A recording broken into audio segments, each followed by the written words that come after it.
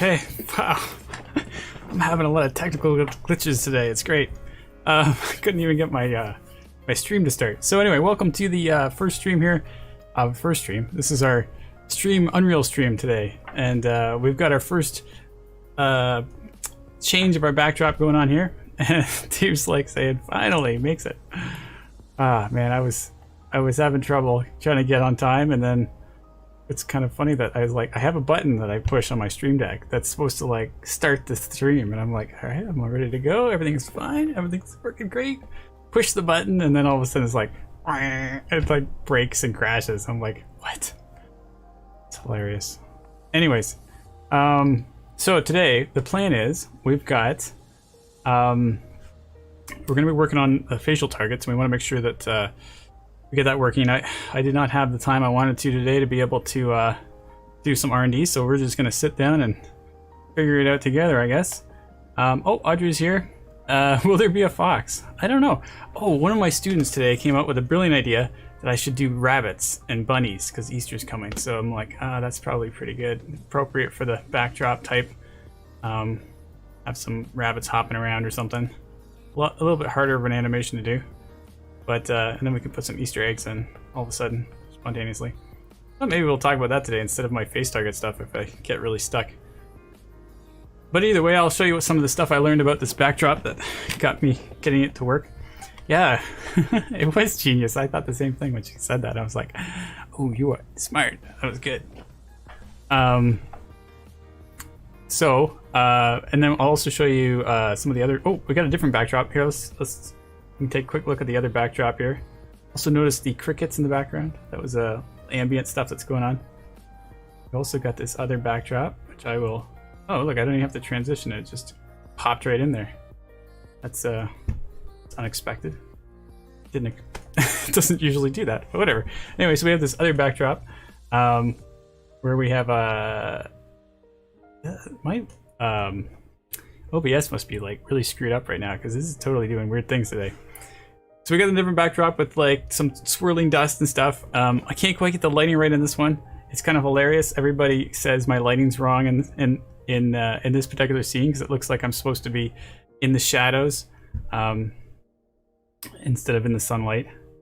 And funny enough, I can actually turn off the lights so I can be in the shadows. Wow, it's really dark this time. And it kind of actually does look correct. Like if I could just lean back and see the sun. Oh, we even got the lights for my green screen back here. It's actually it works. So anyway, it's kind of fun and silly. But I do like this backdrop a little bit better, just because I don't have to worry about that lighting issue. So anyway, I was having fun doing that. Too much fun this week doing that. It's like I've got so many things I'm supposed to do, so much work I'm supposed to do, and then I spend all this time just sort of like, well, let's change my lighting a little bit. I'm having too much fun. All right. So anyway, we'll transition over to the desktop, and we'll start getting ready to get some work done again, where we have to. Oh, I was going to show you the backdrop, so we can still keep with the theme here. I've moved it into this folder here. So last week, what happened was I was trying to figure out how to get the backdrop to light properly, and I was having so much frustrations. I was like putting my own sunlight in, and it wasn't working. And then I was trying to change the light that existed, and it kept overriding it. And then I eventually, at the very end of the stream, figured out that there was a daylight system that's constantly overriding everything that's going on. So I didn't really have time in the stream to figure out exactly how it worked, but I did manage to like kind of like, hey, look, there's some stuff going on here. So afterwards, I did sit down and take a little bit longer. Look, there's even a chair right here. This is the view, and I got a chair. I think you can see it behind my. Let me just see here. I got a little chair down here. Oh, you can't even see it because of the bar, but I'm sitting in a chair. Anyways, I think I got a chair at the other location too. But anyway, and I put this little light over here as well to sort of illuminate it a little better. But there is technically a wall on this side. This is in front of the saloon on the top deck is where I'm sitting. But it has the fan, the windmill in the background, which is kind of nice because then you can see a little bit of movement. Chairception.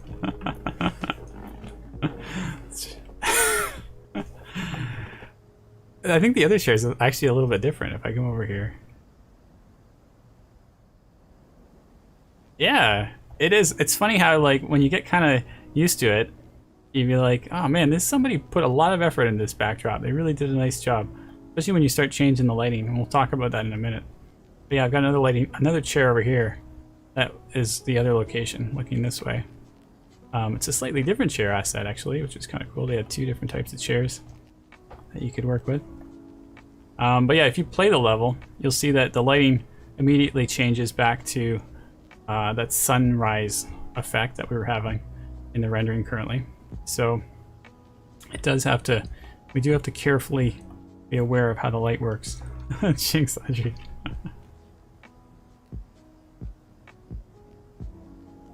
It's a chair in a chair. There you go.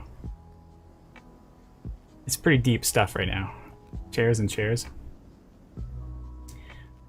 So let's just talk about the lighting right now. We'll just jump right into that. We've got this asset in our scene, which I found out last week, and the environment controller, and it's a blueprint. And inside of that blueprint is a bunch of wiring, which took me forever to sort of dissect because I just I still don't quite fully understand why it has to be so complicated. It's almost like they've got like 2 ways to do it. They've got a way where you can like have it constantly ticking based on some sort of game timer, and then you have it so that you can just hard code it to whatever time you want it to be in. So you have to sort of know which switch to toggle, whether the controller's on or off, and whether you want dust or rain. It truly is a chair. Wow. It's more than just a place to sit. It's a place to be. That is pretty deep. So the part that I really thought was interesting, as you guys pondered chair philosophy, was that the sun direction. Let's see here. Where was I going with this? Stars brightness, sun adjustments. Here it is. This part. So there's this timeline. It's a construction of our minds. Nice.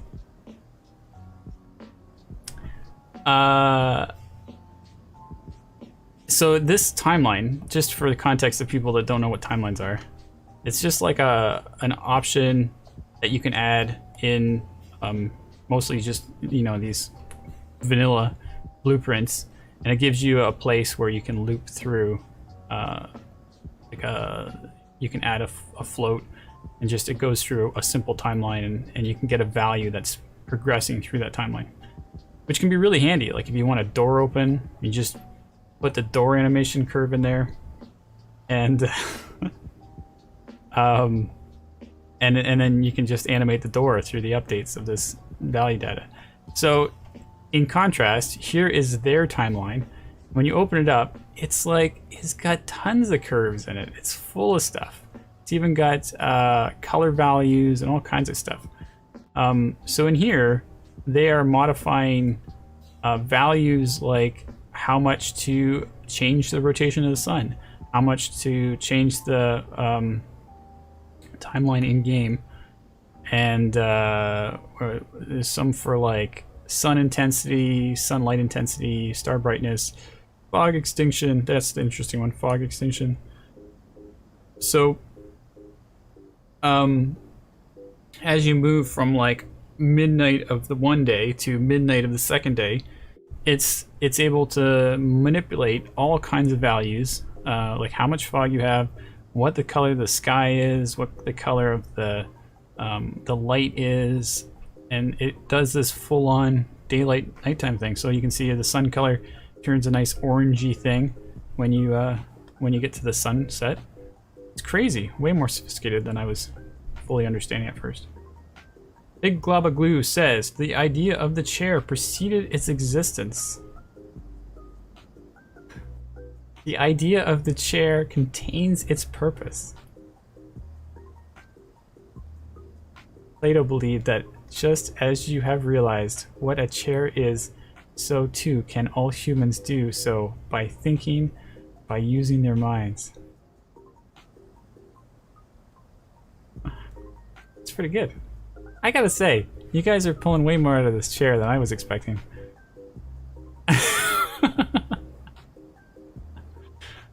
I mean, I can definitely, even from a joking side, I can definitely see where you can like actually pull real context from that, from this symbolic object.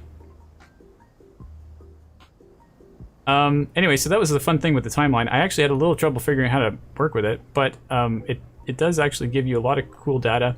I did have to make a little tweak in here or something. I forget what it was. Start new time or something. But I was still struggling to get my time of day working. So what I end up doing now is there's this time of day value, and because I have controller turned off, I made that time of day value exposed. So it's a bizarre number, but like 270, it must be how many minutes are in a day or something. I don't know. Yeah, maybe. It might make sense. So 270 is like, 75 is like the morning, and then 900 and 820 or something is evening. So I was just, you know, using random numbers, hitting play, trying to figure out, okay, is that a good time? And then I was like picking like 800 and, what was it, 870 or something? I forget what the number was.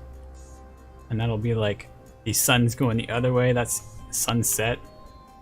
So I don't know. It's not the greatest workflow for like trying to figure out what kind of daylight system you want. But at least I was able to like override it in a way that made sense for you know, the backdrop that I was wanting to. It would be nice if it worked in real time.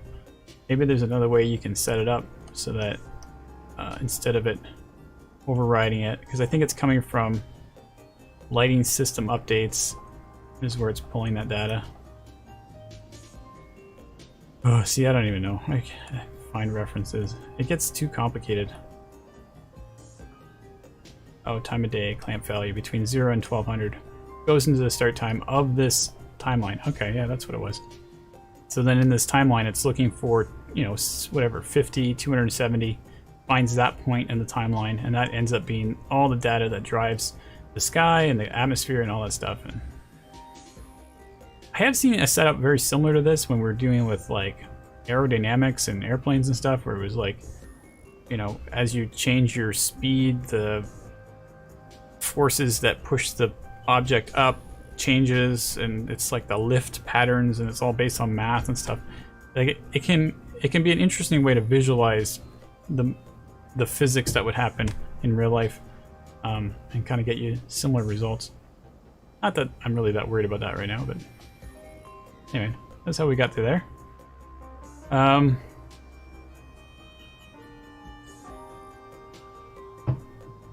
trying to think if there's anything else cool that happened while I was working on this. I don't think so. Just the dust that was flying around, I was being really careful about that, making sure that it didn't look too weird. I didn't find a very good angle any other place besides over here. I think if we ever did do the other angle where we were in the... No, not this one. This one. I mean, in theory, we'd have to think of like why you would be able to see rabbits in the backdrop. Not really sure how you could do that very well. But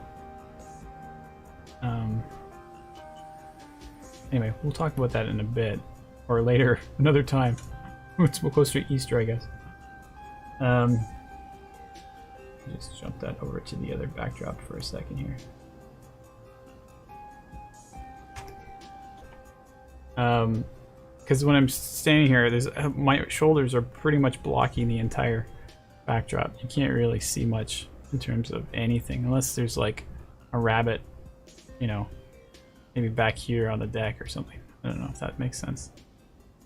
Hey, Owldra. Yeah, hello, welcome.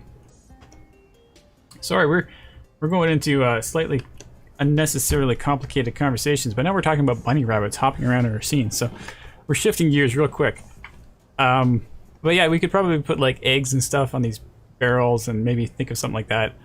It seems a little more easier to do that than the other shot where we're like you know, up high in the sky, and you wouldn't be able to see anything back here if you wanted to. So, and or I'd have to come up with a third shot, maybe. Maybe we'll just find another shot later where you can see the backdrop easier. Anyways, so those are the fun things we're doing. Aldera. Yeah, that sounds right. That's how it's pronounced. Thank you for clarifying that. Man, the amount of times I've sabotaged people's names. It's just, I'm sure everybody gets a chuckle out of it. Alright. Aldera. So what we can talk about today is going back to our facial targets, where we're going to start sorting through some of the mess that I had kind of created last week. And we'll see how far we get. And if that doesn't work out, or if we get stuck, we might go back to trying to rig a rabbit. Although I don't have a rabbit mesh, so I'm not really sure how exactly I'm just going to pull that off. It does seem like something that might need a little bit R&D as I figure out where I'm going to get this rabbit mesh from. But I feel like that's a worthy attempt to try to achieve at the moment. Trash Art's here, welcome! Hello peeps. Nice that you... Oh, I can talk about what Trash Art posted today. That was an interesting, very, very dry conversation that we can bring up too. Audrey, to be honest, I sabotaged my own name. Yes. Well, that's always awesome. Audrey's always good at, like, sort of helping me through these awkward moments, making sure that I don't fall on my face too badly. Aldera says, my name is pronounced exactly how it's spelled. It's Chaldera. From the Slack, by the way. I don't know what that means. See, when you say Slack, all I'm thinking about is the conversation messaging app that I use. Audrey's got my back. Yeah, there we go. Excellent. Okay, let's talk about John's Trash Art's very dry but very enlightening conversation about technology here, because that's always fun. Audrey remembers Childra. There you go. Now it's Aldra. I have to admit, now that you put Childra in there, I can say Aldra a lot easier. Okay, so what John posted was the new NVIDIA DLSS in Unreal. Inside of Unreal is now a plugin that you can get and work with. And when you read that, and when I read that, I'm like, what the heck is DLSS? It doesn't make any sense. And then you go through the video and you're like, okay, what are we doing here? Why are we talking about DLSS? Like, we're in this shot, and then slowly I start realizing, oh wait, this is a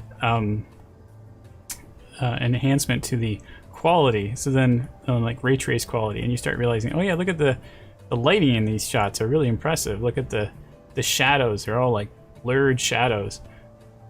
And you realize that that's actually a really tricky thing to do with normal game rendering, getting that nice high quality lighting. And you can see up here he's getting some awesome frame rates. So clearly he's doing something that requires a significant amount of processing power and getting amazing results, or amazing speed. So the actual definition of DLSS is deep learning subsampling, super sampling. Here it is.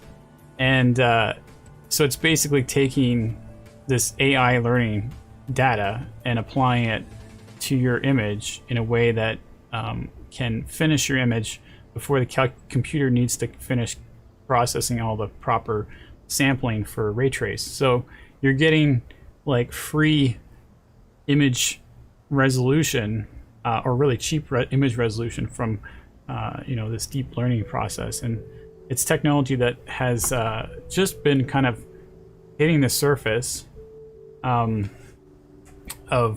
like being possible. Like it was funny because it was just, I don't know, a few months, maybe 6 months at most, that NVIDIA sent an email about how like this technology is like allowing you to really speed up ray trace renders, because it pretty much finishes your render for you, even though you do like a really lousy cheap quality of a render.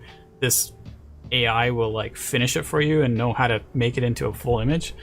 So you only need to render it like a fraction of the length that you normally would.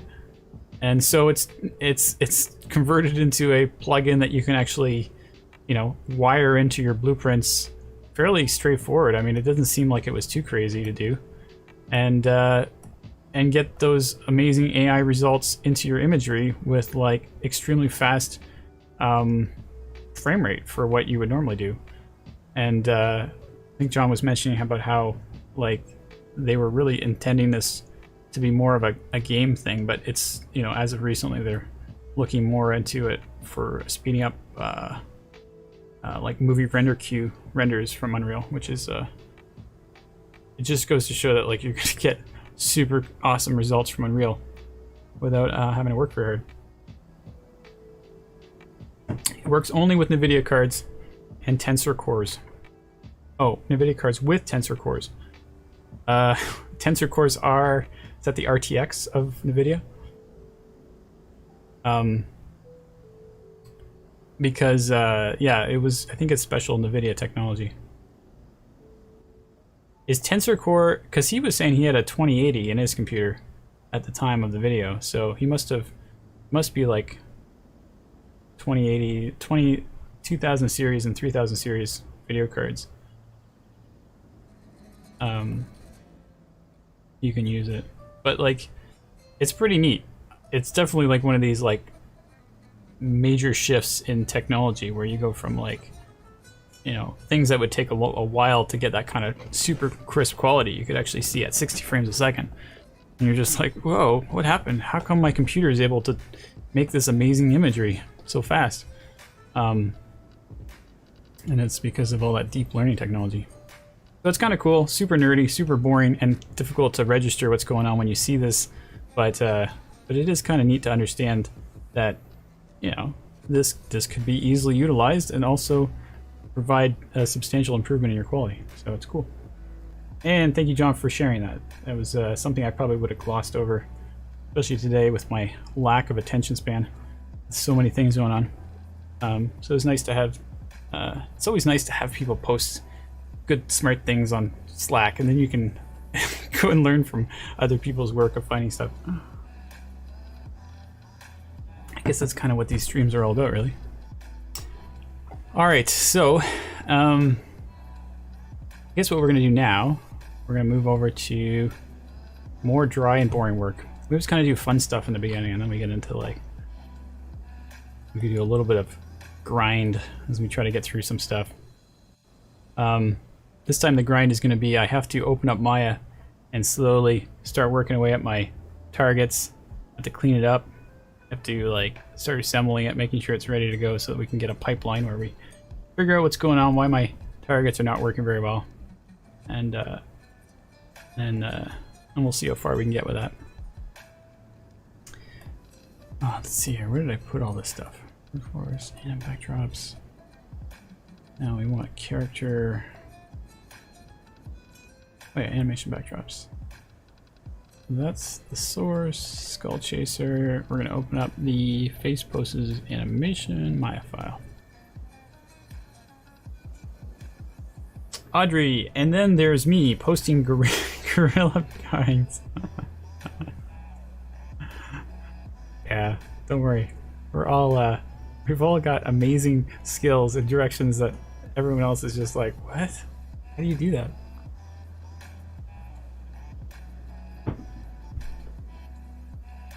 There's only so much you can fit in your brain at once, so just kind of find your area that you like doing and make it into a thing.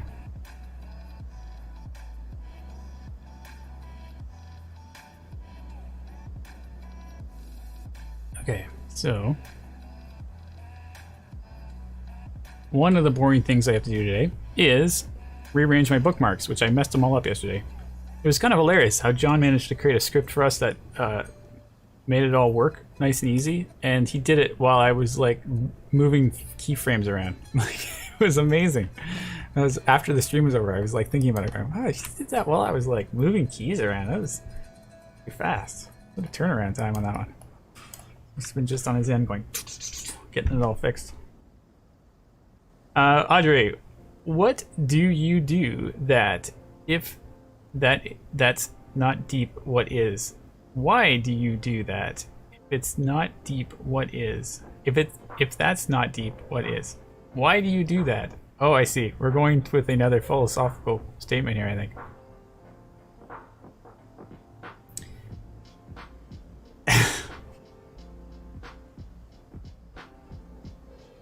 What's the point of doing things you don't enjoy doing it?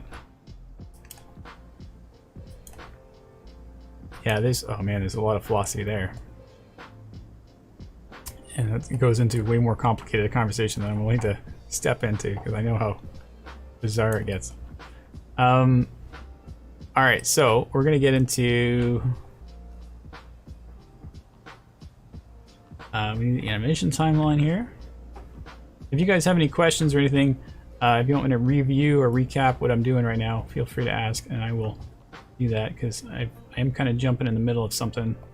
I'm just doing it because heck, I don't know what else I'm gonna do, to be quite honest. I only have so many things I have on my list of things I want to do. Oh look, the start and end is actually on 2 different frames. That I didn't expect.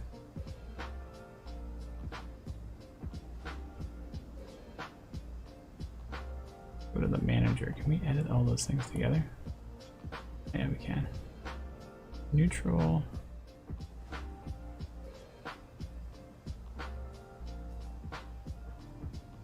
I went to metaphorical. My bad, says Audrey. Audrey says, add that to your resume somewhere. Mentor, philosopher, chair, oh my goodness, aficionado. You just said a word that I don't know the definition to. Now I gotta figure it out because I know I've heard it before. I just never know what that word means. Is it spelled like this? Person who's very knowledgeable and enthusiastic about an activity, subject, or pastime. And you say aficionado? That didn't help.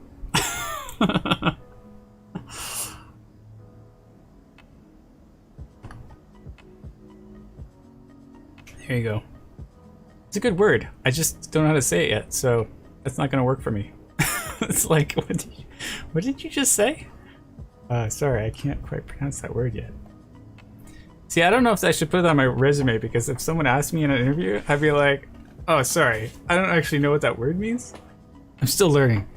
And I was like, that didn't make me look any better.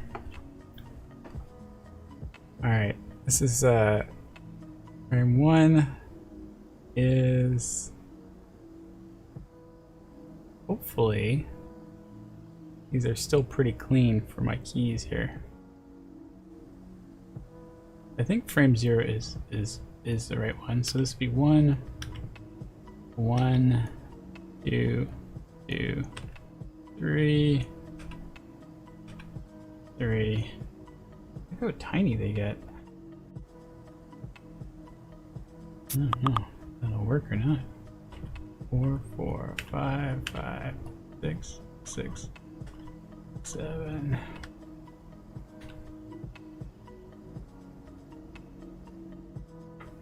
Just write it, never say it. That's why I like Slack. You can write things. You never have to say anything. Like, what is this dialogue thing? Chair connoisseur. Would French be okay? Yes. I can do French, sort of. I should be able to say I can do French since I've spent my entire school life learning how to speak it, and then I never actually remembered any of it. That's the thing with being Canadian. You get, everything has got 2 languages. One side it's English, one side it's French. So you always get exposed to the French language, everything you do. In fact, it's a bit strange when you go down in the States and you're like, wait, where's the French side? Why is this only in English? Oh look, there's a missing keyframe here. I think that's all about.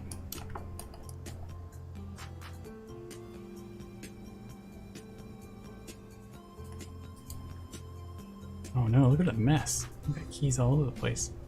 We only need the facial bone, so.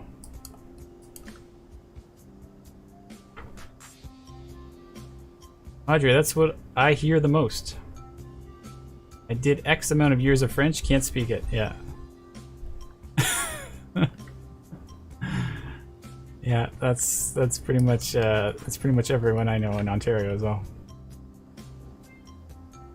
B&Q, ah man, no love for Europe. Yeah, I lived in England for a few years. I definitely, I have some appreciation for Europe. Although in England, they don't have much appreciation for the French either, so it's kind of like, I don't know if that makes it any better. Thank you. 1 in the morning animation stream. Oh my goodness. Gonna get some coffee. Wow. Thank you for trying to be here at 1 in the morning. I appreciate your enthusiasm. Anyone from Europe has to be like, John included, has to be like up. Of course, I totally forgive you if you just disappear, because it's like, yeah, sleep is good too.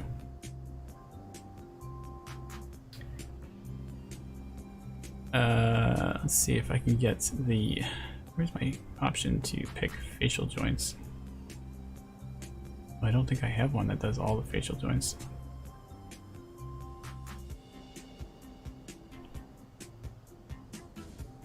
Oh, I have a selection sets for it, don't I? There we go. Oh no, it's still a mess. Oh my goodness, what have I done? Maybe that's why nothing's working. It's all messed up. May have to rethink my plant strategy here. May want to like be more careful about what I'm doing. Padre, that's dedication right there. Yeah, staying up at 1 in the morning to watch me do really, really boring and dry things like this. So you can see my keys are all screwed up here. I was doing this quick and dirty method of moving keys over last week, and just to make sure that my theory worked.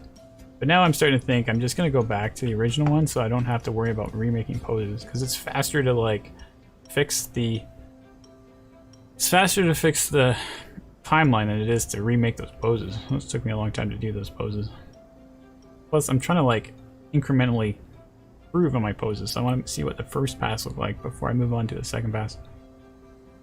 So that means I have to go back to the folder that I was working on before.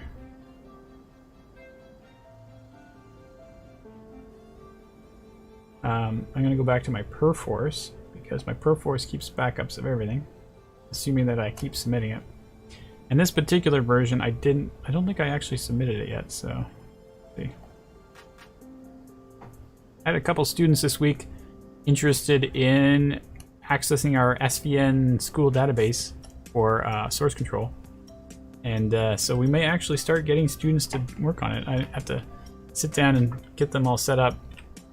We got to talk to Big Glob of Goo about that and see if we can get some of that pipeline working, so that we can get some keys to some students and give them a private little area to submit their projects in. Let them be the test dummies. See how it goes. SVN is a little different than Perforce, but it works just as good, really.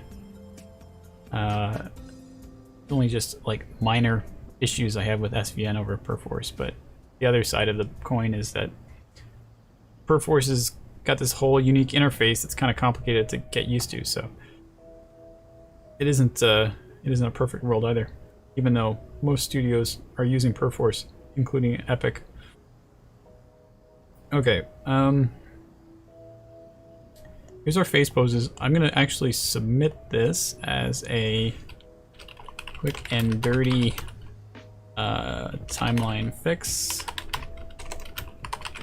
So I'll have that preserved.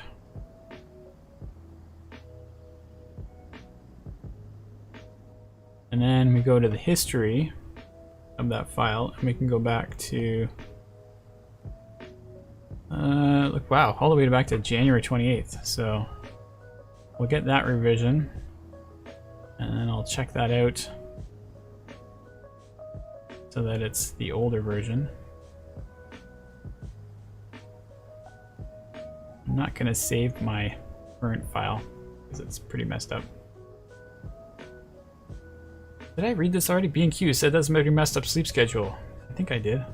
Maybe I didn't.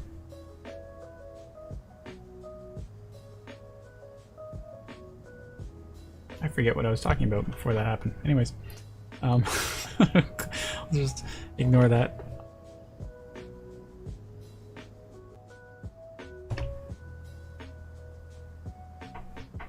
I wonder if there's anything else cool that happened this week.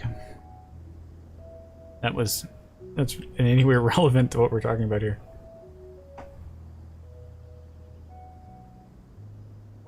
Sarah posted up a new video about Sarah's not here today. Posted up a new video about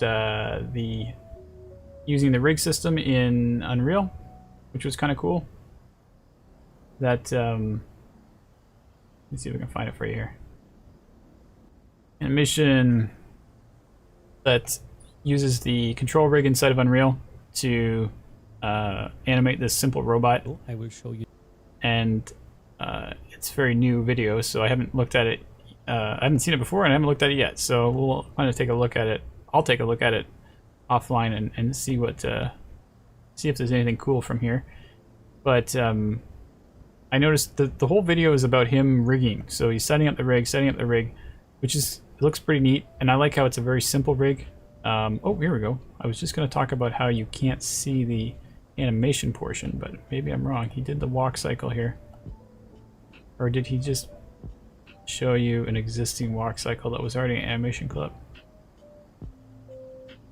I don't know. I'm just trying to figure out what a good animation workflow is like inside of Unreal, and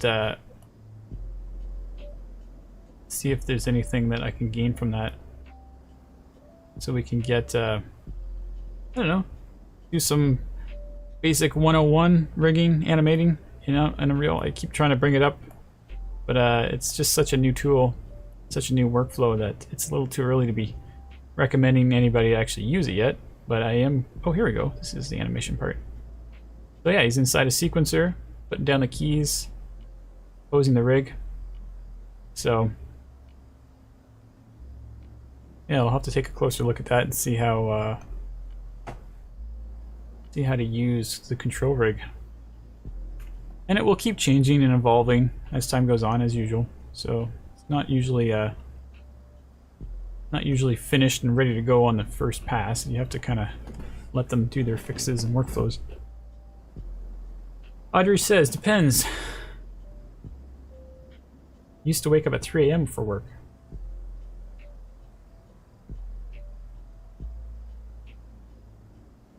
Really? Man. 3 a.m. is like a deadly hour. There's nothing good about 3 a.m. 4 a.m. I think is actually the worst. It's like nobody needs to be awake at 4 a.m. It's just, why? And Audrey says, no, actually you're right at B&Q. I also go to bed very late at like usually around 2 a.m.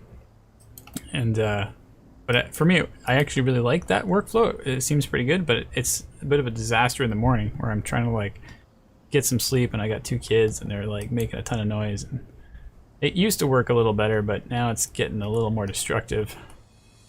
But I really do get tons of like that time slot between like 9 p.m. and 2 a.m. I get like tons of work done. It's like my best hours. But yeah, it does get tough.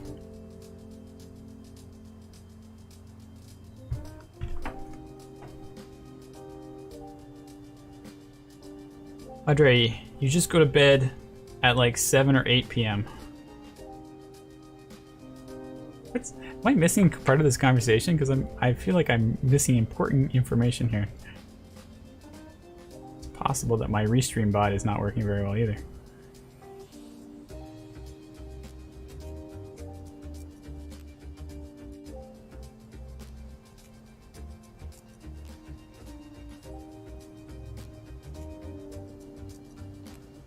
I don't know. I'm getting all the conversation, I think. I'm just not paying attention very well. Anyways, what's fun was I was done work. People are waking up. Oh, yeah, yeah.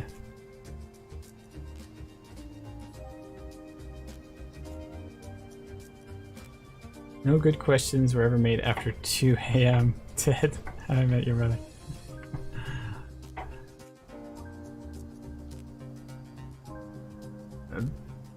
Most productive period of the day. I think we're all tired and it shows.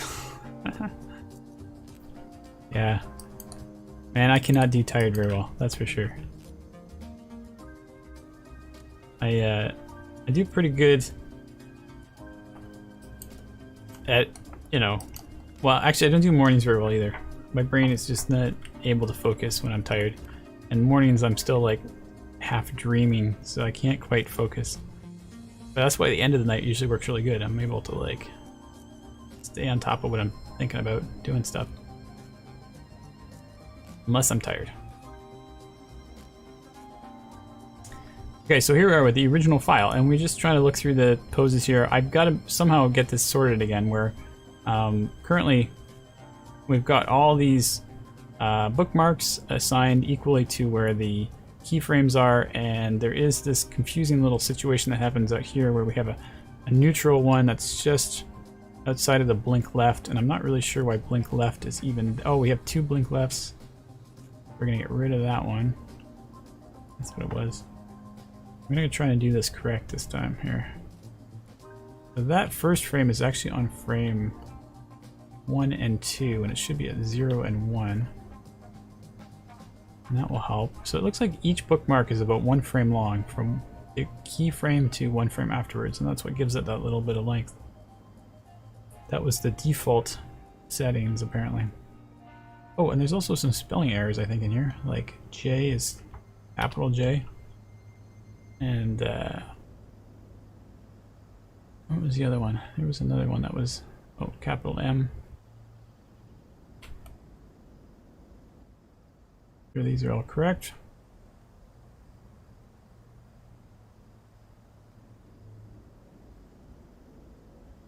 Now, even this keyframe, I think, is on frame 1 when it should be on frame 0.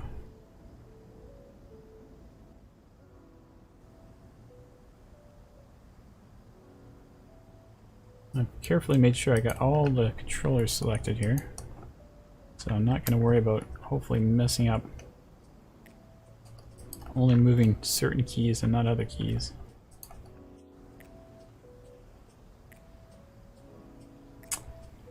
Edison says, I wonder whose rig is the Skull Chaser originally. My instructor gave it to us. One of my favorites. Oh, okay. Well, it is Figgins is the rigger. Kyle Figgins. And he's got a very awesome collection of, here he is, of character rigs that you can purchase. And any of the ones that have the little green arrows are the game compatible ones. So we are carefully working with the game compatible version of this character, and he is a really good character because he's got lots of flexibility, and he's got these guns, and apparently he's also a comic book character, which I only just found out about recently. And he's kind of a cool comic book character as well, so lots of interesting inspiration and context that you can kind of pull together to tell a story. Driving cool action and guns and stuff is... It's a great little theme and plot to work with for animation.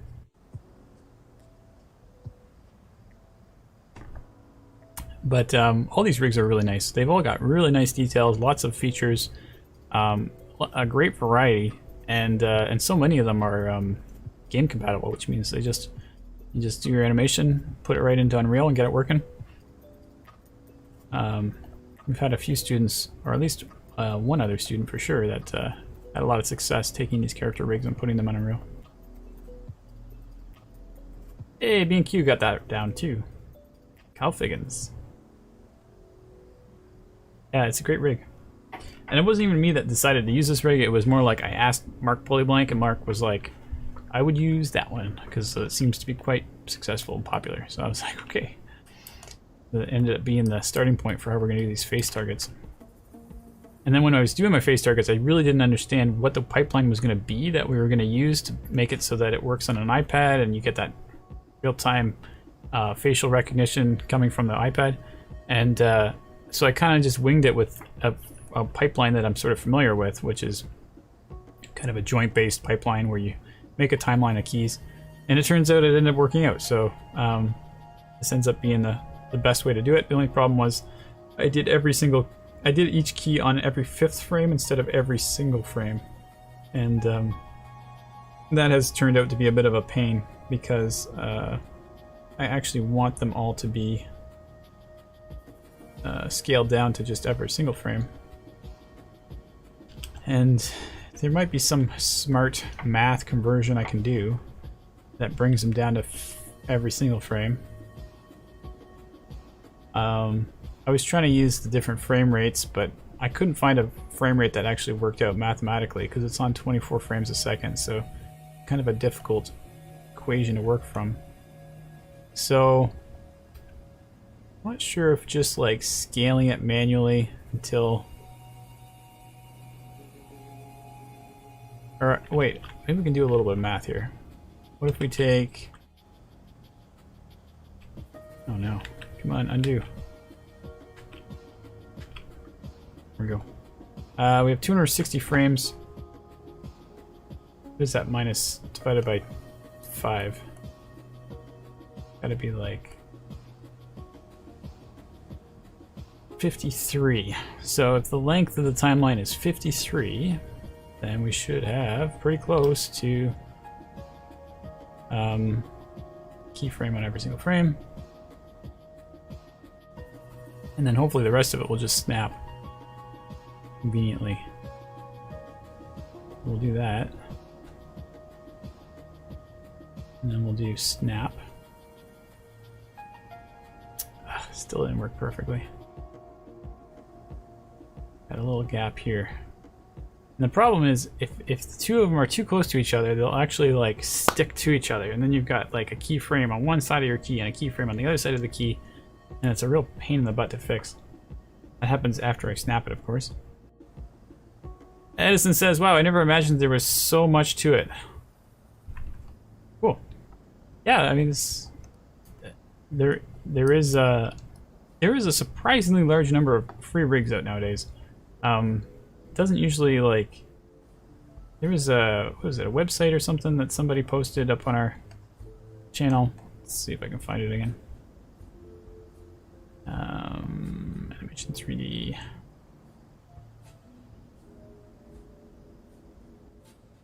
It was just like a whole page of like... Oh, John posted it. Of course John did. Characters from Toy Story, and then characters from all kinds of different shows and stuff. Some of them are from Kyle Figgins, but some of them aren't. And yeah, they're all come from different sources and have different requirements and stuff, but you know, if you can find that it works, and most of them use says you can't use it for commercial work, so you have to make sure it's just for your demo reel. I think the Spider-Man one uses M-Gear. I think that was the one. I was helping somebody get it working. Yeah, M-Gear. So that's kind of cool too if you wanted to ever try out the M-Gear rig, which is a whole plugin you have to install. I think they're all free. I don't know. Seems like they're free. So there's been a lot of interesting free rigs that are out there, and then you start seeing people posting about those rigs as they're working on them.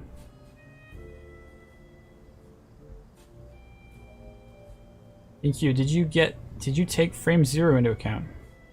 Did not take frame 0 into account. Yeah, that would make it would be one more then. I'm not sure. Maybe that's why this gap's here.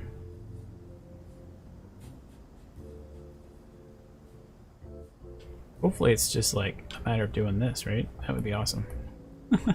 That's all it is. Problem solved. Doesn't make me feel terribly comfortable, I must admit.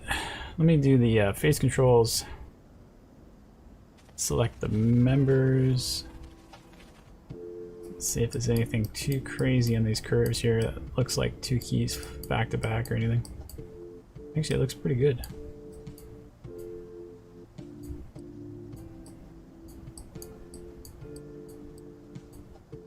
Can't really tell with some of those. Alright, maybe that's all it was. I just missed a zero frame. That'd be awesome. Now I really got to be careful with these bookmarks because they can't really span across one frame. So I'm definitely going to do like make sure it goes from 0 to 0, which is going to make it really tiny. 1 to 1, 2 to 2. Edison says, "Yep, that's my instructor this semester, Mark." Oh, Mark Pullyblank. Is that what you're talking about? Hey, you're lucky. You got a Mark. Everybody seems to really enjoy Mark as a mentor. We have a whole bunch of mentors though, so I mean, like, you can you have a whole range of people you can pick from. Well, I don't know if you can pick from them, but you do have a lot of mentors. Particularly in animation is what I'm trying to get at. Alright, let's bring that beat down. 6, 7, 8, 11, 11, 12, 12. E and Q, I have Mark as well in animation. Alright. There you guys go. Mark used to do streams, but we also had Spectra doing streams on Saturdays, so we decided to pull back on our stream count, and Mark volunteered to bail. Although I think he was struggling to fit that in his schedule anyway, so probably for the best. From what I hear, Spectra gets excellent attendance in her streams, so she must be doing something right.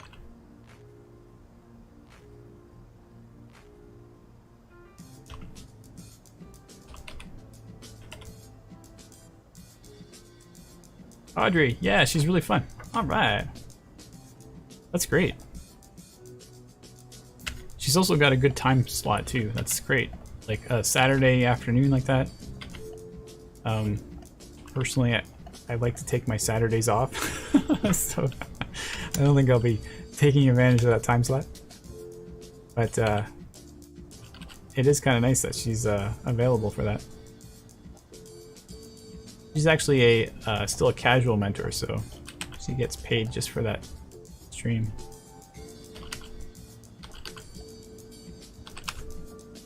As opposed to me, just full-time.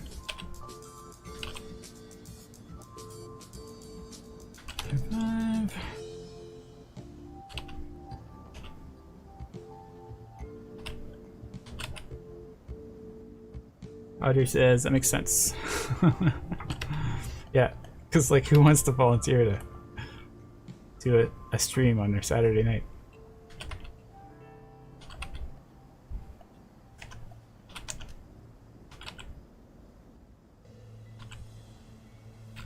Oh goodness.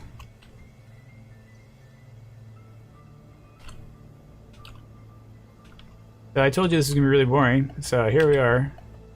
Changing numbers. I just hope I'm doing this right. Like, it'd be really disappointing if I'd gone through all this and go, oh no, I did it wrong. That's not actually the way it's supposed to be done. And then I gotta go do it again. It looks like it's working though. It's putting all the bookmarks right in front of the keyframes here. So hopefully it lines up correctly. Otherwise I've gotta go and do some more stuff to make it work. But it is nice to have this foundation all figured out, sorted out correctly. So that as I go forward and start going back and forth with my fixes and changes, I'll make sure that you know, I have a nice pipeline set up that allows me to quickly get it out there and back tested. Thanks to, in large part, probably to John's script, as he gets all these names of all these bookmarks set out as a string of names that we can use to populate the targets in Unreal, which we'll get to as soon as I'm finished this.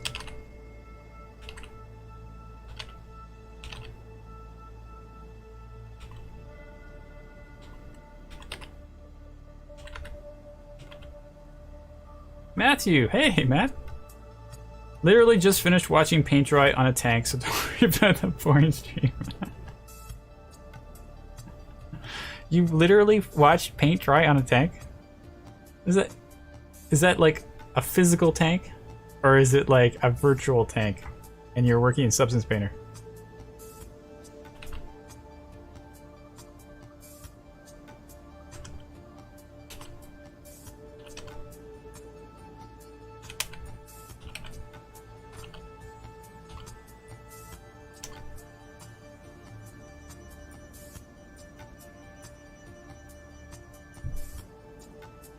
Real deal.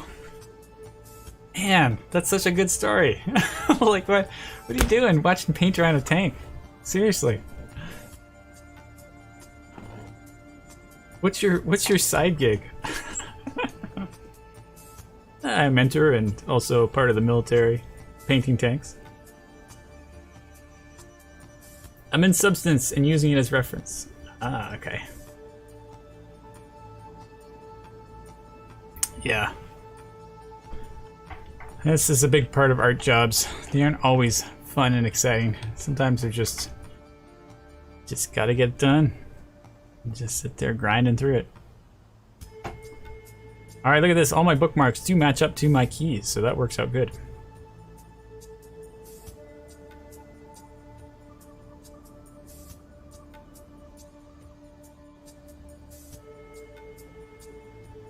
Let's see if mouth open is aligned. Where are we here? Mouth open is 18. 18 is jaw open. Yay, okay. I think we're pretty good now. Let me just make sure I save this and submit it to Perforce. Don't do that twice.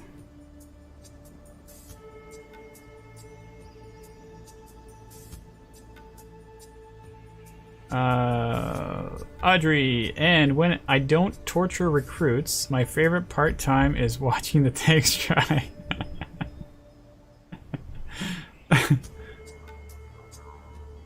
That is quite a contrast. It's like, are you into the action or the paint drying? It's a lot said about that character. Matthew says, if it makes it more fun, it was a Woot stream. I don't know what a Woot stream is. What does a WOT stream mean? Is this something I'm gonna have to search for?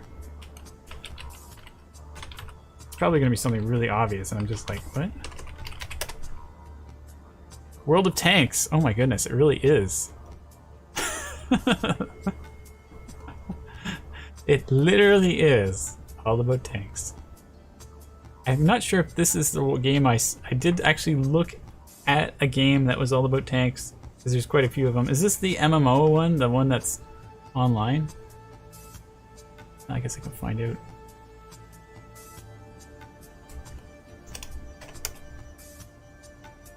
Fake gamer confirmed.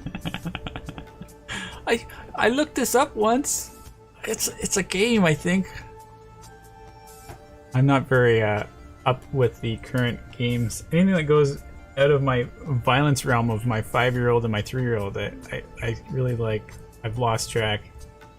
I try to keep a list of games that I'll get to play when the kids get older, but by the time it actually happens, I'll be like, those games are too old.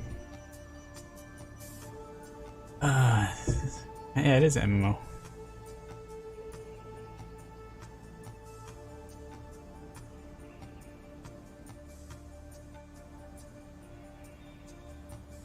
I think I did watch this trailer because I was like, what is this game like and what do you actually do? Like, how can you stay entertained with just tanks as your only theme? Is it like Armageddon Worms or something and you're just like in a 3D environment?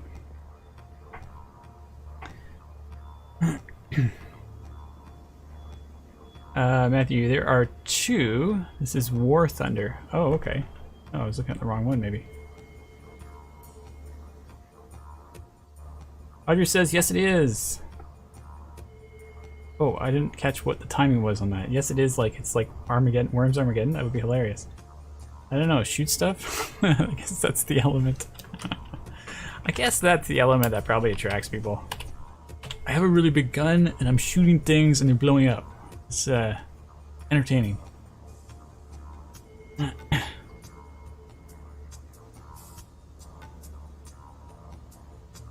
Wait, it's two different. They're two different games? Because it's all saying. Let's just take a look. War of Thunder. War of Thunder.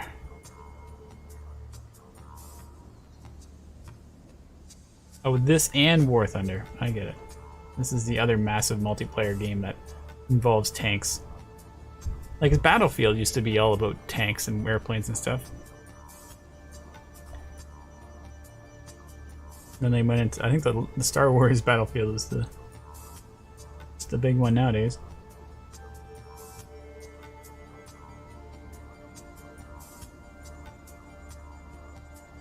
Yeah, I'm gonna have to do some more research, I guess, in order to know a bit more about it. Find out which one's which and what's the differences. Because I'm curious to know if it's more arcadey or realism. Like, do they actually like try to make it as real as possible, or do they make it more about like action, action, action? So there's no sort of dry moments where you're traveling across landscapes and stuff like that. Audrey, I'll tell Hamza that you don't know what World of Tanks is. He worked on it. Ah. Well, there you go. Now you have lots of you've got lots of inside info you can tap into. Matthew says, Battlefield, my teen years all gone. Yeah, I definitely spent a bit of time playing Battlefield 2. They were fun though. That was so much fun. Like jumping in helicopters and like that was really cool. Riz, oh, I had a seizure. Riz, you always have the craziest things when you first start talking in our stream here. I hope that it wasn't a real seizure. I actually don't want to make fun of that. Big Lob of Goo. You stay up late. Start playing some current games. There you go. Stop working. Just play games. Yeah, I don't stay up late because I like have nothing to do. It's true. I should probably stay up to date with what's going on with the games, but my problem is that you start playing them and you start getting involved, and then it's like, oh, I'm just gonna play a little more games, and then I'm like, oh, I'm not getting my work done.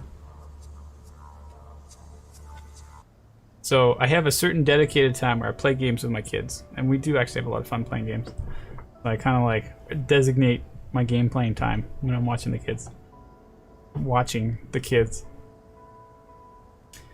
Matthew says they have both game modes in War Thunder.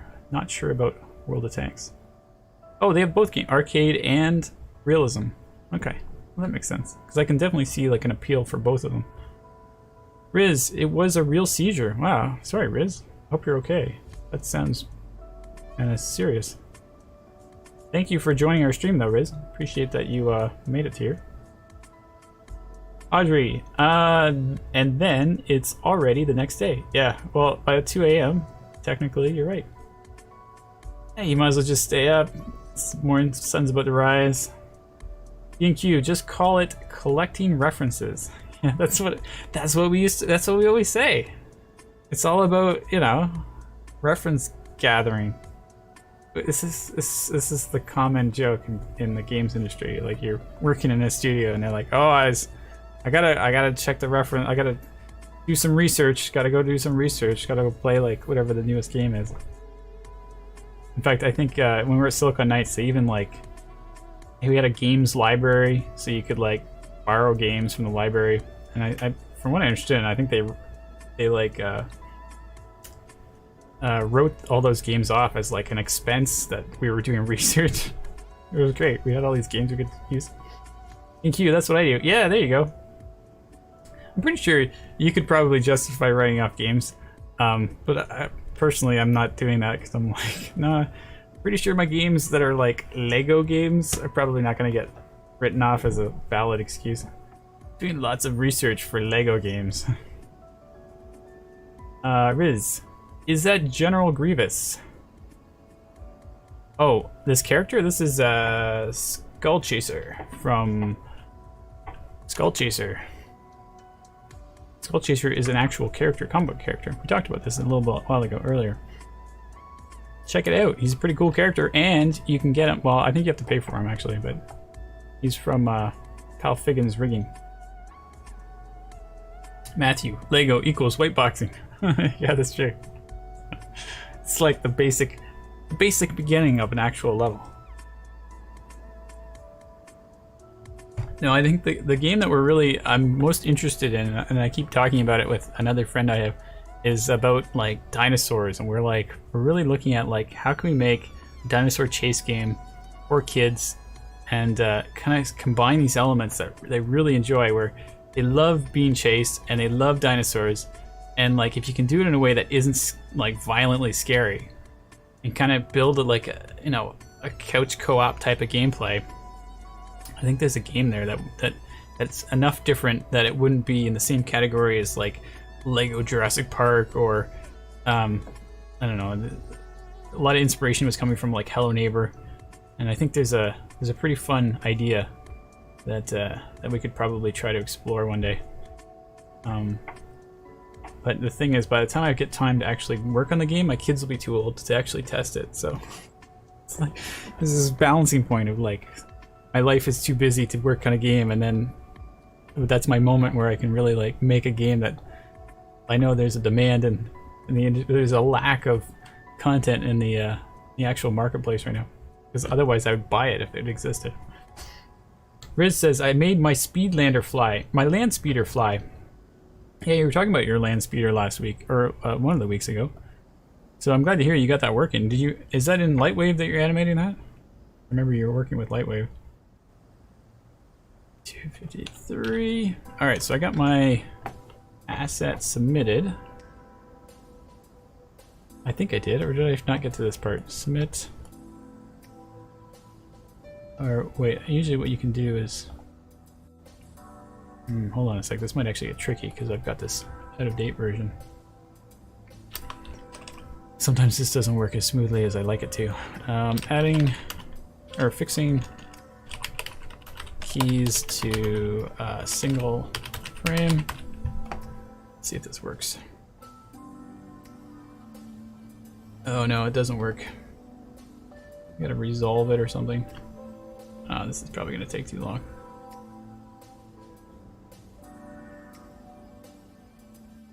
I've had trouble with this just recently. It shouldn't be that complicated. You should just be able to like say I want to use the other version. Ignore the last one. However, if I accidentally overwrite my file, I'll be really annoyed, so I'm gonna make a copy of it. And then I'm gonna spend a little bit of time working on this, otherwise I will just carry on. I didn't really anticipate having to deal with this right now.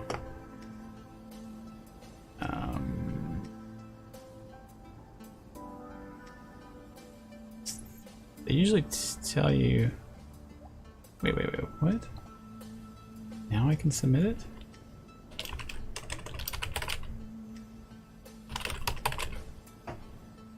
No.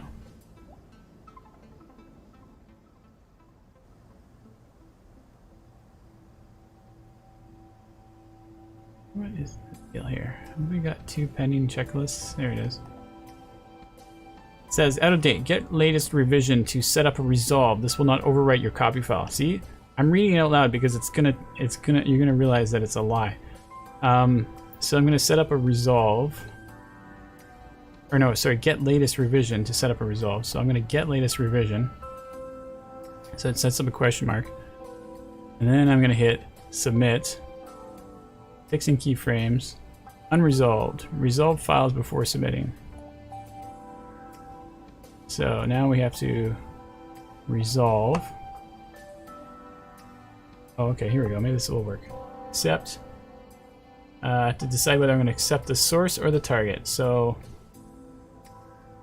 resolve target, and then the source is the one on the depot. So I want to accept the target.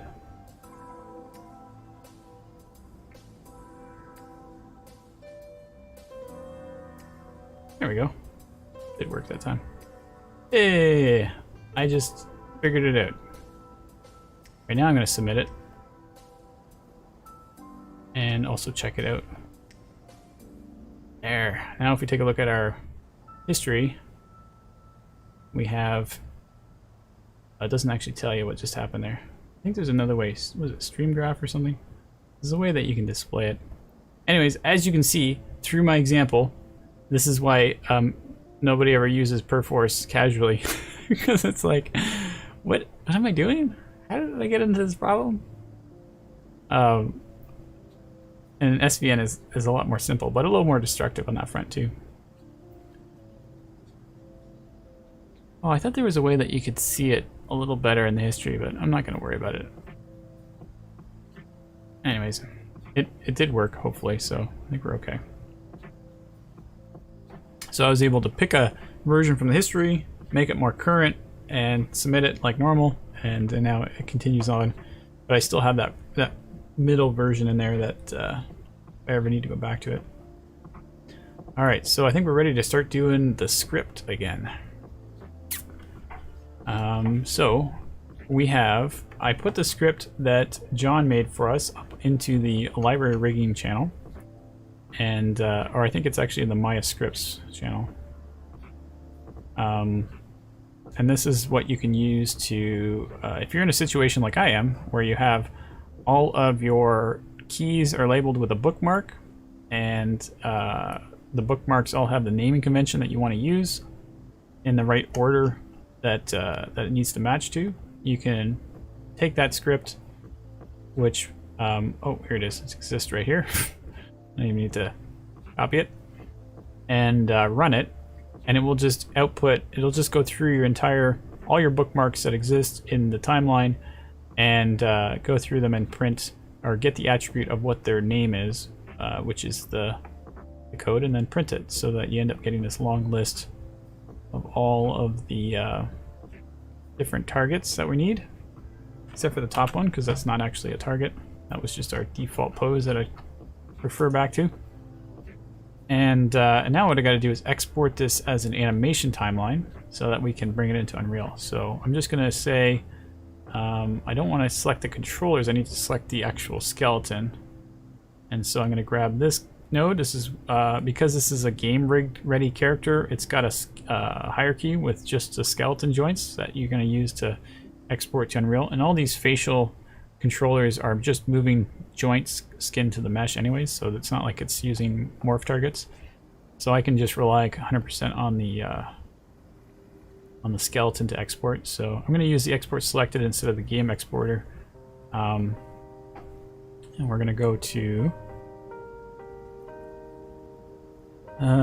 back to the source, Skull Chaser, and there's the face poses animation file that I exported last week, and we want to make sure that we turn on animation. We're going to bake it, which is kind of, I guess it's important. So every single joint will get keyed on every single frame, and our timeline is only now 52 or 53 frames long. Maybe we'll do 53 just in case. And I don't even need any of that stuff, but whatever, it's all good. Export that.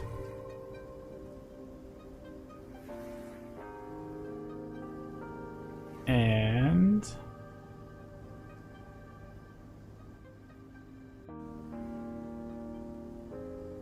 I'm waiting for a confirmation window. I don't know why it's taking quite this long. There it is. Okay, so now we're going to go back to a different project here.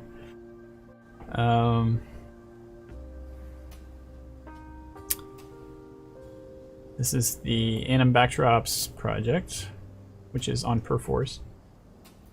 And I did notice that I have a bunch of files I have to submit as well for just the project alone. But you can see up here it's connected to Perforce, so it's hooked up to source control. So whenever I make a change, the assets do actually indicate whether they're checked out or not. I'm going to make an update to the face poses animation file here. So I'm just going to right click on it and go re-import. It re-imports from that same FBX file as it was last week.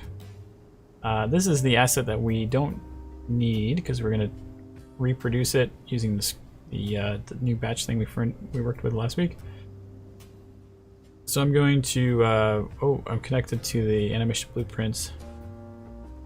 Oh well, I'll just force delete it. We're going to save that. And now we do create from the animation file, and the pose asset is where we're gonna go this time to recreate that asset we just deleted. And here's our list of pose names where I can just paste that giant script out, printout that we got, all the different joint names we need to use. We're gonna do that, and it recreates this pose list, which holds all of our morph targets. Basically converts every single frame of animation into a morph target, and it uses that list to determine which is which. So look at that, it didn't line up. It's supposed to be jaw open, not jaw right. So we must have got that first one in there. That's what it was. The first one's the default. I guess I do have to put neutral in there after all. Alright, so we will delete that. Right click, create another one, paste, and this time we're going to put neutral in here.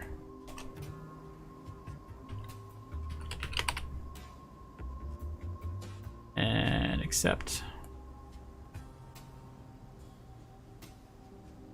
See if we can get that lined up this time.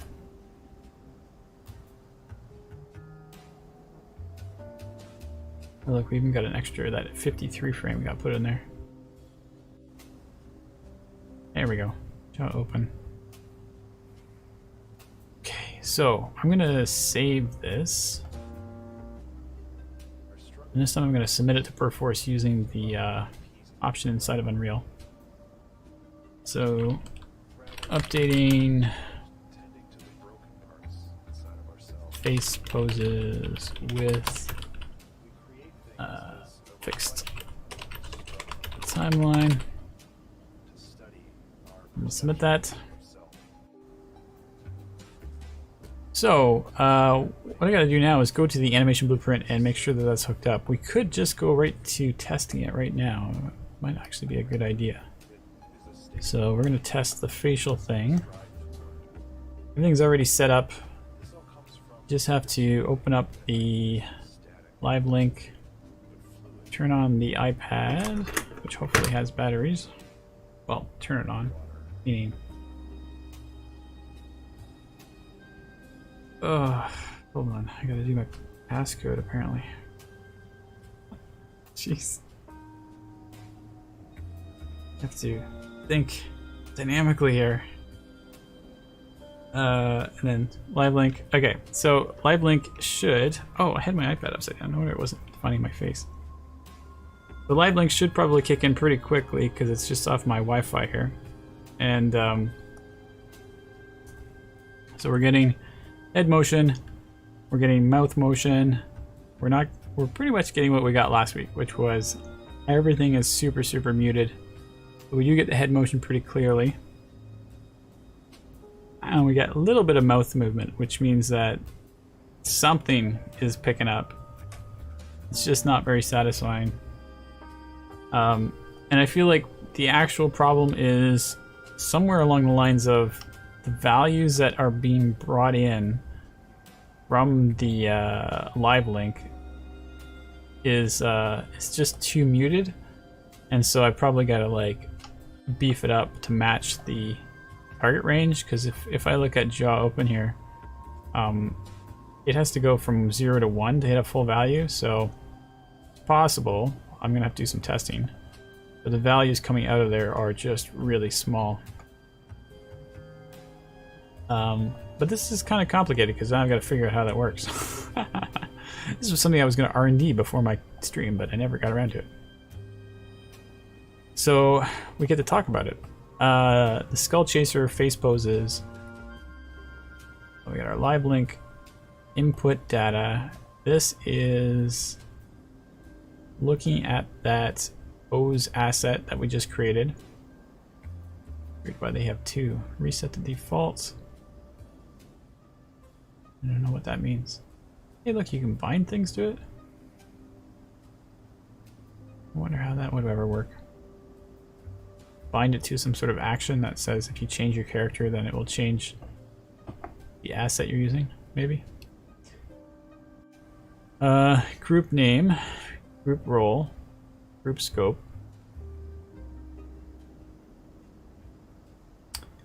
Blend options. here. Oh, I know what I was gonna do. I'm gonna check to see how the metahuman works. See if there's anything that we can pull from that as reference. Because the metahuman has done a fantastic job of making this work, so much better than the kite demo that they did a while back when they first released this live link. The metahuman seems to have a whole different strategy on how to approach it, and I'm sure just following it one-to-one will provide much better results than anything I'm just going to come up with on the fly here.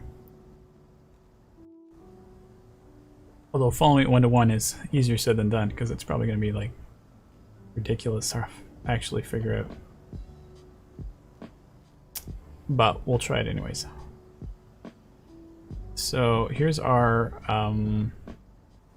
skeletal mesh. Jump over to the blueprint for it.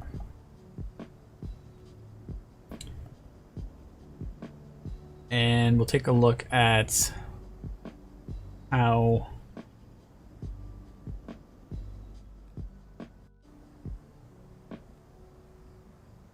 this was set up.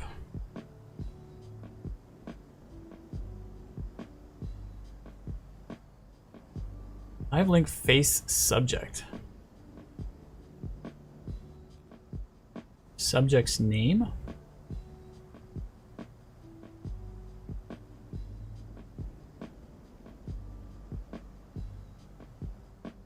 Evaluate live link frame.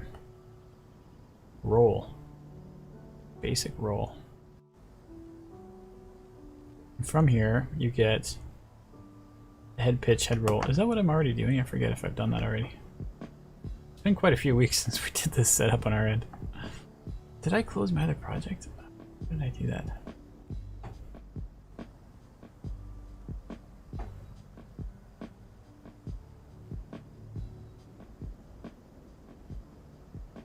Alright, 2 projects open here. This always gets really complicated.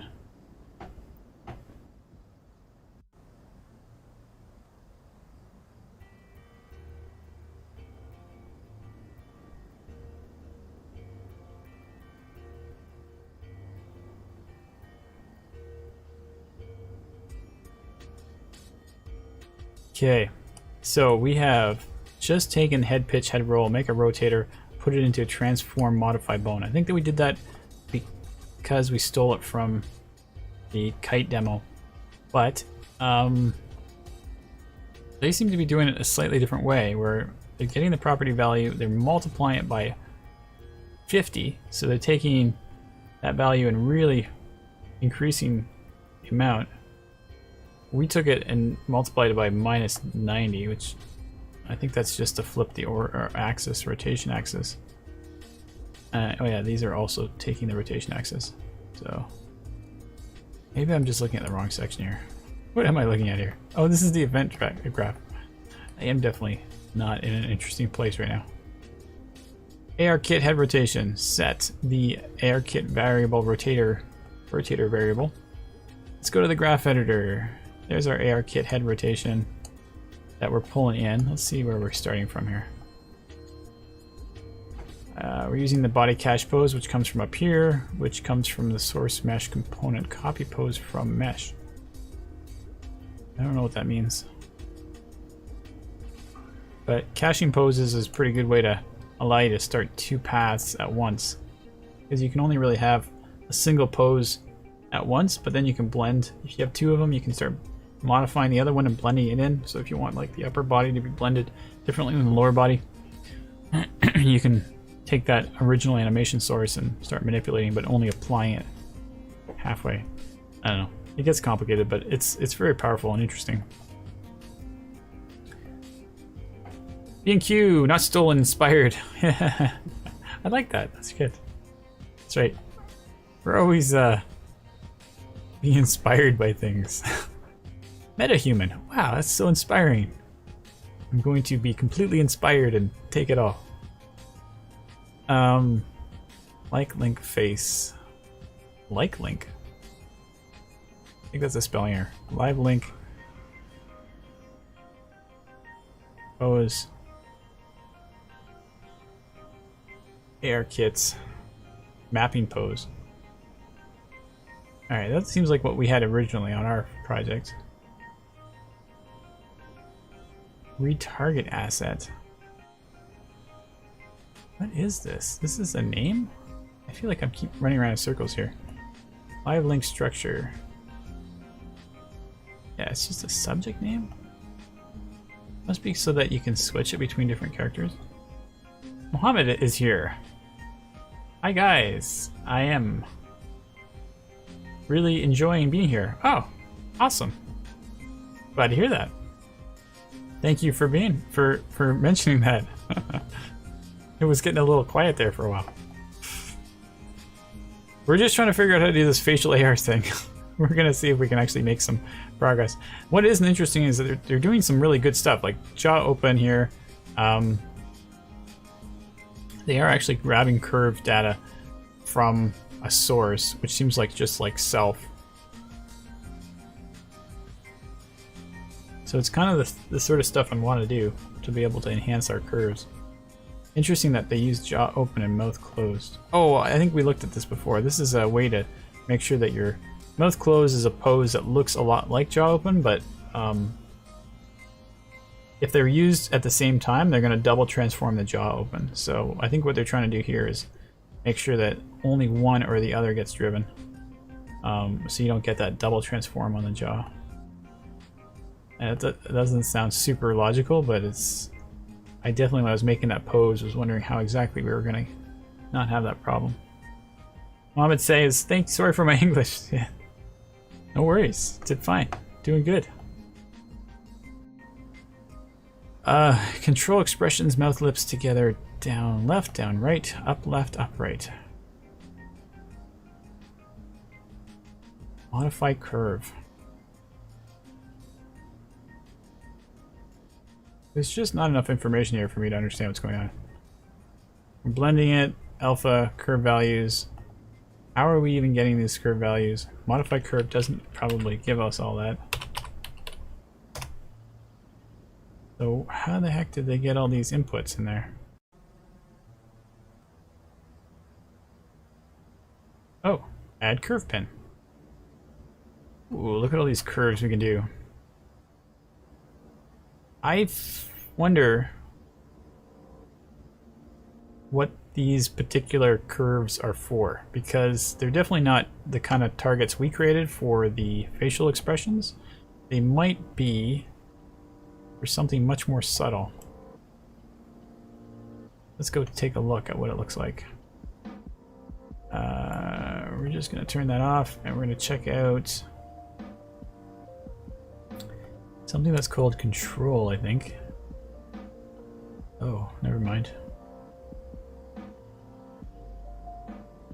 Oh, I must be looking in the wrong place here. Control expressions, mouth, lips together. What?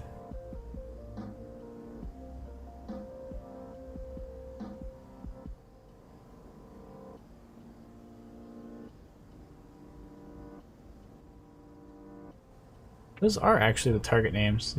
They've got two prefixes on them.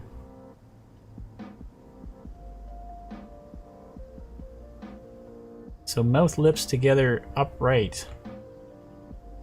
I don't remember doing that one, but maybe we did.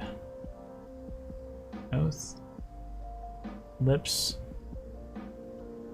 Look, they've even got like lip sticky and stuff. I'm pretty sure we didn't do those ones. Alright, so we're looking for mouth, lips together in the targets. Let's try that again. Mouth, lips.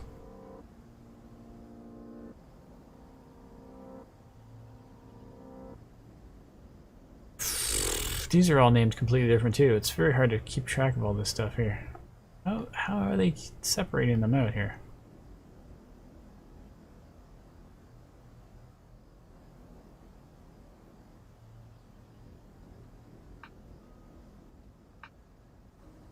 Q. So we just need to multiply the output that we are getting for jaw open close? Question mark. It's a fair amount of details. I don't know. I mean, that's just a thought. I definitely want to try that idea. Just curious to know if they are using a method right now that is taking those values and manipulating them, then that could be our source of how we do it. We could just grab this. I guess we should try it on our character, right? I do appreciate if you are trying to bring me back to reality, so I focus on the goal. I do this a lot where I'm like, what? And then I get lost in this thing, doing something completely unrelated. I'm like, what was my point again? What was I doing here? Modify curve. Let's see what kind of options we get with our character. Ah, look, nice and simple. Oh, look, we've got tons and tons of poses here. This is all legacy poses, I guess. Man, you would have thought they would have disappeared. Maybe I have to... Oh, I did restart my editor. I don't know. Alright, let's just try it. Jaw open. Here's our curve. Was there a way to get, like, get curve or something?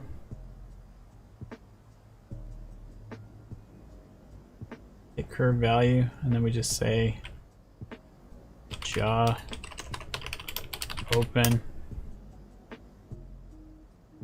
Now this is pulling curve data from, I don't know, some sort of source. I feel like it's the same value, like I'm putting the value in that was already there, but whatever.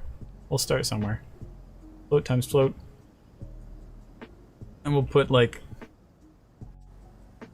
100 or something. So we multiply it by a multiple, well, maybe 100 is too much. Let's do 10. So we should, if it has any influence or effect, we should be able to see some stuff going on here. Now, have I lost my live link? I think so.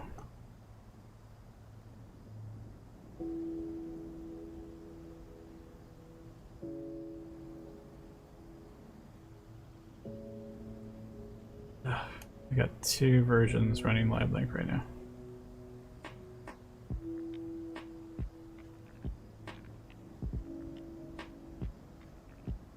This was a complicated problem that I wasn't expecting here. We can't do this. We have to have only one editor open at a time.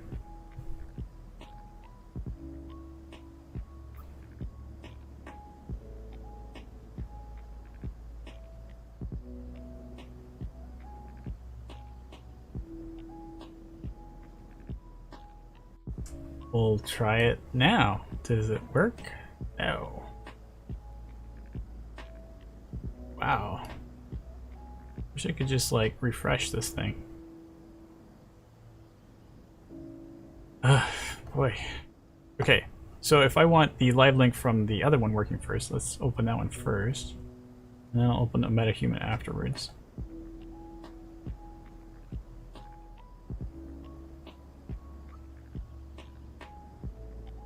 Just make sure that live link does kick in. Oh my goodness, what's going on right now? Oh, there we go. Got it. And then we'll open up MetaHuman.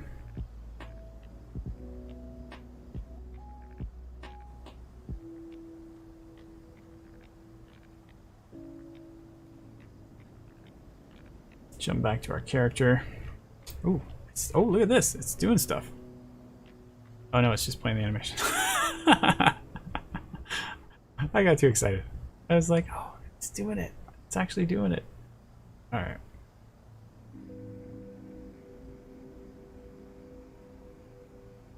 Alright, so there it is. I got nothing. No changes. Even though we put this value much higher.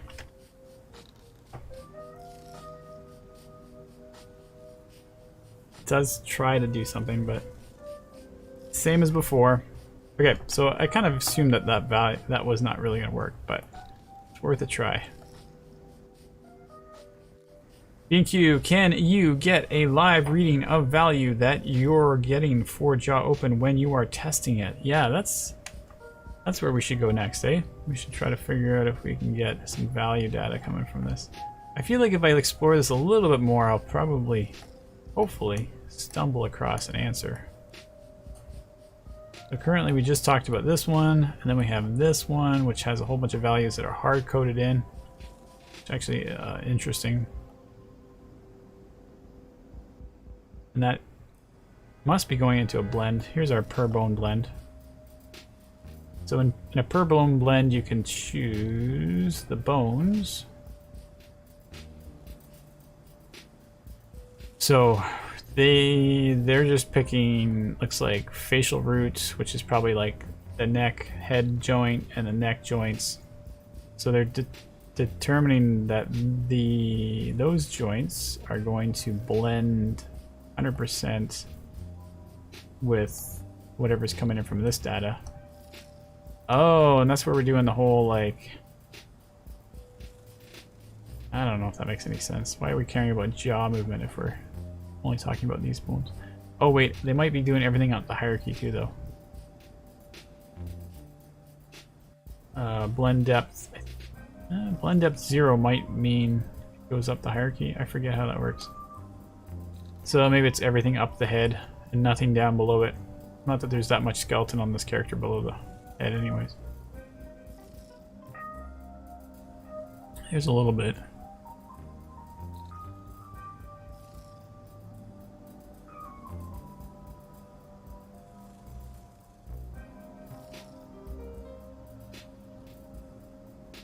Anyways, we'll just keep passing along here. Local AR head rotation data that we're getting from the event graph, which was this calculation, which is actually where it was getting bit property value from. Oh, okay. See, this is maybe where I'm going wrong here. Value at live link current frame. Yeah. Here we are. This is set to iPhone live link. Oh. Okay, that looks a lot more promising. And interesting how, like, when I do use this, I have to change this value in order for the facial stuff to work, which is a bit different of a setup than we did in our previous version. But let's try that. We'll do a special, what is it, evaluate live link frame? Let's see if we can make that work on ours. I don't know if it has to be in. Yeah, it doesn't seem to have to be there. Frame. Oh, it does. It has a. These are execute pins and these are pose pins, so you can't do execute pins inside of a anim graph. They have to happen in the event graph. Oh, look, we've already got it here. I clearly don't know what I'm doing. Look at this. We've got all these values that I've forgotten all about. This is what happens after a few weeks. You start to forget everything. Eye blink left. Here's our head rotations. Oh, okay, so that's how we're getting our valuations here. So, in here, we should be able to get jaw open. Oh yeah, look at all the data that's coming from here. And we should be able to find out what the value looks like. And maybe even provide a... What are we going to do with it? Provide a more unique one or something? Oh look, I'm actually doing eye blink left, print to screen. So I clearly was trying to figure this out already before. I have no idea why I'm doing that. Oh, it won't print to the screen here though.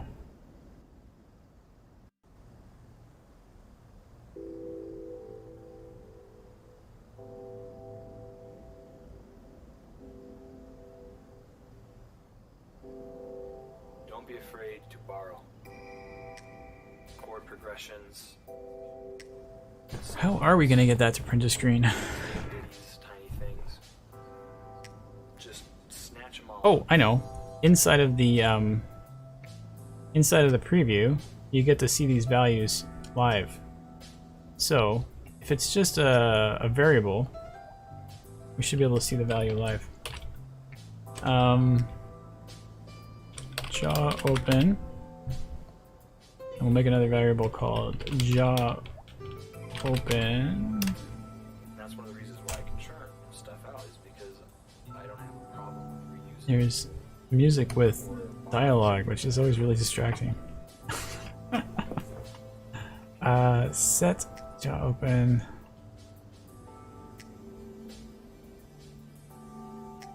I feel like I should do this And I used to. from here, but It's not original, not creative. just make sure that it does. Not original or creative. I Work. can't make up a new thing. Jaw open. Alright, so now we have a jaw open value, so that when we are... Here's our jaw open. Let's go back here. There we go. So now we're getting to see the value from the jaw open. The first ones to think of a particular regression. So once you get over Yeah, so you can see that it's going from 0.1 to... I climbing from 0.8.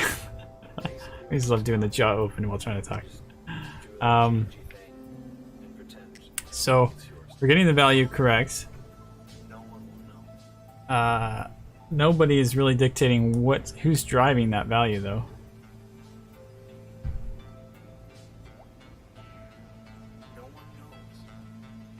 So that's currently we're using transform modify bones to do things here.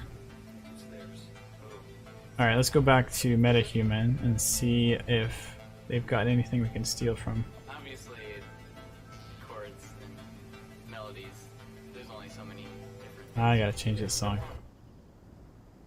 Alright, I can't do lyrics while I'm thinking. It's like somebody talking behind me. NQ, is jaw close interfering with the value?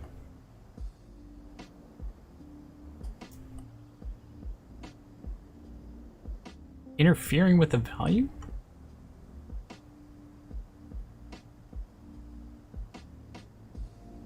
I'm not sure what that means. There's nothing else going on here. They've got it so simple. There's just... Well, they do talk about jaw open here though. Get curve value. Jaw open. It's got to be driving it automatically somehow internally. It's got to be like, okay, this is matching to that. It's pumping the data across. Because, I mean, we're evaluating from a live link frame, but should we also be able to like get the curve value like this and display it and see that it's also getting driven? I mean, the answer would be yes. So this is the input value that's coming in from LiveLink, but internally it must be driving. Let's do a little test. I can get my way back to where I was here. What am I looking for? Get curve value. Target is self. Value is jaw open.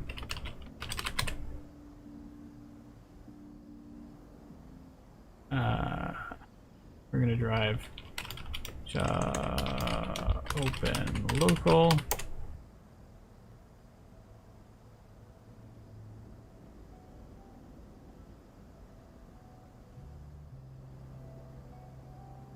I'll save. Yeah, see, they're matching numbers. So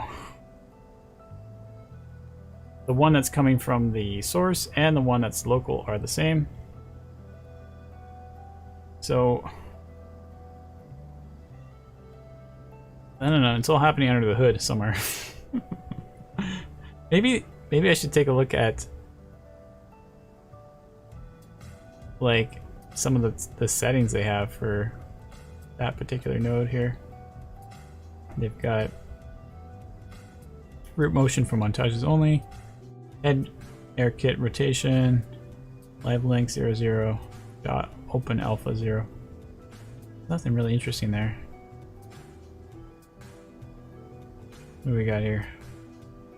Thank you. I was talking about the jaw close. It may be a bigger value than jaw open. Oh. You mean mouth open or mouth close or whatever. I see what you're trying to say. I mean, it's a bit disappointing that I'm not getting any other expression. Like, I should be able to see, like, eyebrow movements and stuff. So, I feel like this is just, if this is a solution, it's just one of many problems. Let's just drive a lot of these values, because both this and the Kid Kit version both had some sort of compensation for deal with the jaw open thing. So I'm just gonna like copy this. And we're gonna bring it right over and start putting it together.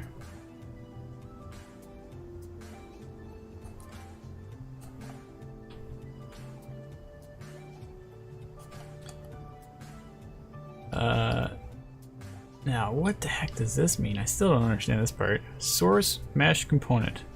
Copy pose from mesh. Attach parent. Copy poses. Copy curves. Copy custom attributes. Use mesh pose. Root bone to copy. Let me just double check that that's the same settings as MetaHuman.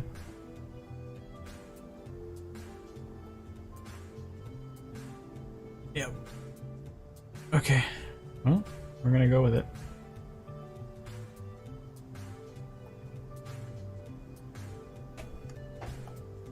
So it creates the body pose, and then as a cache, and then we pull the body pose over here, and it goes through this.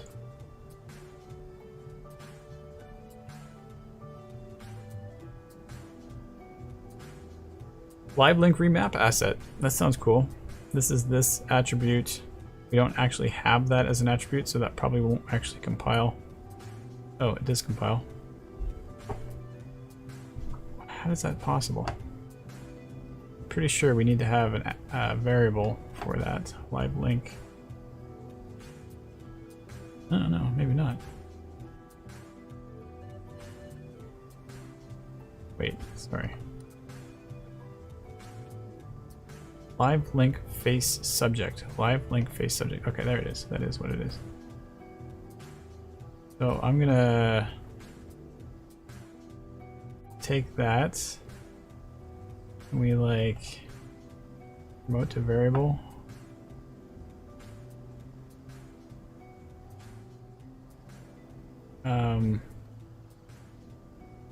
Not really sure. Gotta find out what the default is for that again. Compile that for a second. Live link. Oh yeah, here we go. Pick the right one. So that's driving that. Pose none. What?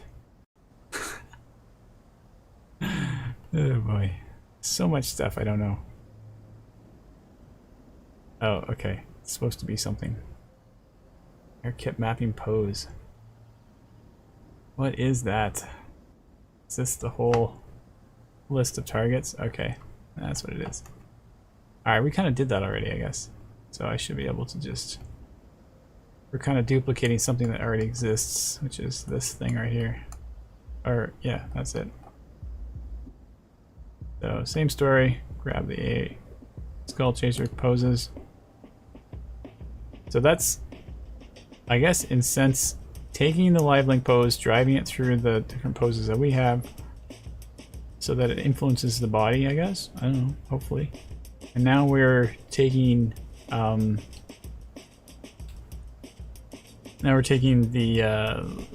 countermeasures of two of the different curves. What's ironic is that that is the wrong case sensitivity. So I don't know if that's ironic. Oh my goodness, what if it's well, it shouldn't matter though, I've already done it and it works. They're all capital letters is what I'm trying to get at here.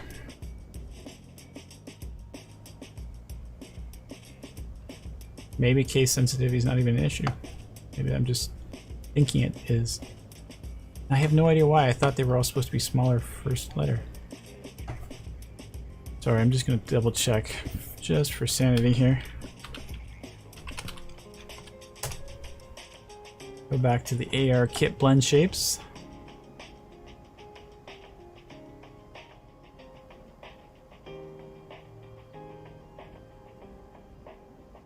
Okay, yeah, so these are all lowercase. I wasn't going crazy. So maybe it's just not case sensitive. I don't know. Doesn't really help me right now. Well, I guess it kind of does, because I might be able to see countering effect going on there. We'll just keep moving along.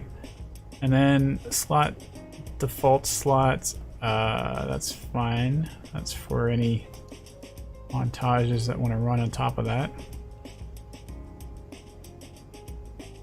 Teeth editing poses. Jaw open alpha.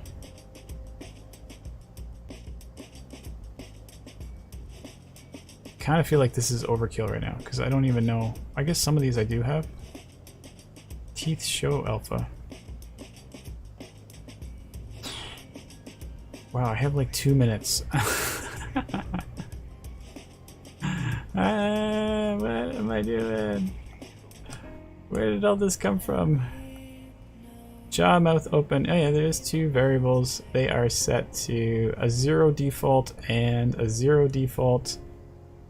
That's all it is. There's nothing special about that. So I should be able to promote that to a variable, or if I could just convert it to a variable, that would be handy.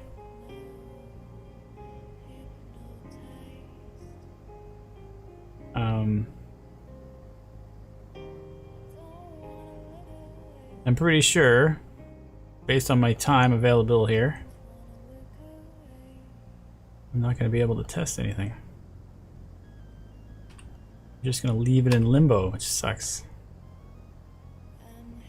No, we can do something. All we have to do is get this output pose to come through here. And it's doing the head stuff. Let's try it, see what it says.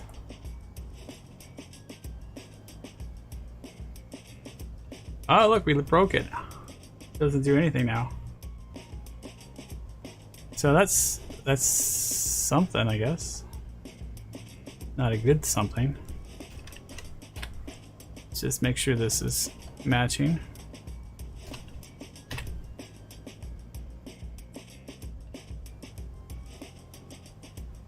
No, still not got it.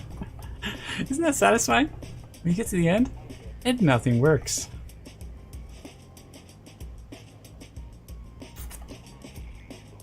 Yeah. Oh, I guess this might be redundant. I don't know. No, I don't think so. All right, I'm gonna have to spend more time looking at it. Time's up. But I think that's, you know, either way, I feel like we've made some nice point of contrast so that we can evaluate where we're going next. And if I do get some free time to do some R&D offline, maybe we'll be able to get this figured out so that we can guarantee we're going to get some satisfying results in the end. B&Q reminds me of why I quit programming. That's hilarious. Yeah, this is what programming is. Bang your head against the wall repeatedly until it hurts.